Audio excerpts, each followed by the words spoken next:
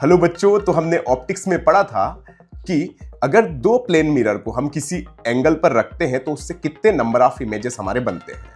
तो आज हम उसी को यहाँ पे समझने जा रहे हैं। तो देखो, अभी इन दोनों मिरर्स के बीच में 180 डिग्री का यहाँ पे एंगल है, बिल्कुल आपको सपाट दिख रहा होगा ये, ठीक है। अब मैं जैसे जैसे यहाँ पे एंगल चेंज करते जाता हूँ वैसे वैसे यहाँ पे इमेजेस जो है वो बढ़ते जाते हैं। अभी देखो, अभी कितना हो गया यहाँ पे 2 इमेज, और यहाँ पे बढ़ाते जाऊंगा बढ़ाते जाऊंगा बढ़ाते जाऊंगा, तो हमें देखो नंबर ऑफ इमेजेस जो है हमारे बढ़ते जाएंगे बढ़ते जाएंगे बढ़ते जाएंगे बढ़ते जाएंगे बढ़ते जाएंगे। और जैसे ही मैं इनको यहाँ पे इन दोनों के बीच यहाँ पे 0 डिग्री का एंगल कर देता हूँ, तो देखो आपको जहां तक आपकी नजर जाएगी वहां तक आपको इमेजेस देखने को मिलते हैं। यहाँ पे हमें इनफाइनाइट इमेज बन रहे हैं।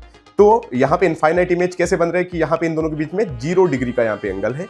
तो चलिए इसको हम एक्सप्लेन करते हैं। मिरर को हम यहाँ पे क्या लेते हैं बताओ जरा, M1,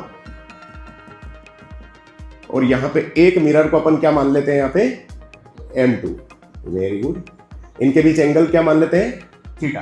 तो मैंने आपको एक कॉन्सेप्ट बताया था कि यहाँ पे हम जो है n इज इक्वल टू कैसे निकालते हैं, 360 डिवाइडेड बाई थीटा। याद है क्या सभी को, है ना। अब देखो यहाँ पे n, अब ये जो n जो होता है ये नंबर ऑफ इमेज नहीं होता है। अपन ने पढ़ा है कि नंबर ऑफ इमेजेस अगर हम बात करें तो नंबर ऑफ इमेजेस अगर अपन यहाँ पे कैपिटल N माने तो यहाँ पे देखो डिपेंड करता है कि सबसे पहले अगर n की वैल्यू आपकी इवन आती है तो उस केस में क्या होता है बताओ जरा, n-1। और अगर n की वैल्यू ओड आती है तो यहाँ पे जो होगा तो कितना होगा, n।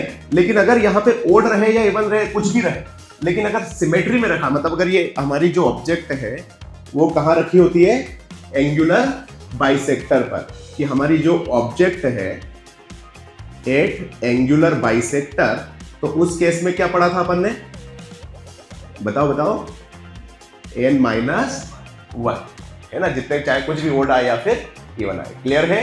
तो ये कॉन्सेप्ट मैंने आपको पढ़ाया हुआ है। तो चलिए मिलते हैं फिर आपसे अगले वीडियो में, तब तक के लिए अपना ख्याल रखिएगा। Thank you so much.